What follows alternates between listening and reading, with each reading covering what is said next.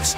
Breaking tonight, the suspect in an Omaha homicide died from what authorities are calling a self-inflicted gunshot wound this afternoon. Omaha Police were trying to find William Coleman, the suspect in a fatal shooting early this morning. Police learned that he may have been at 36 and Grand, and this afternoon they tried to communicate with him at the house for about a half an hour before hearing a single gunshot.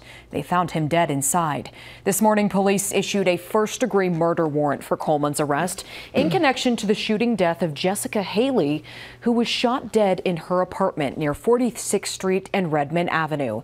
As required by Nebraska law, Coleman's death is being investigated as an in-custody death. And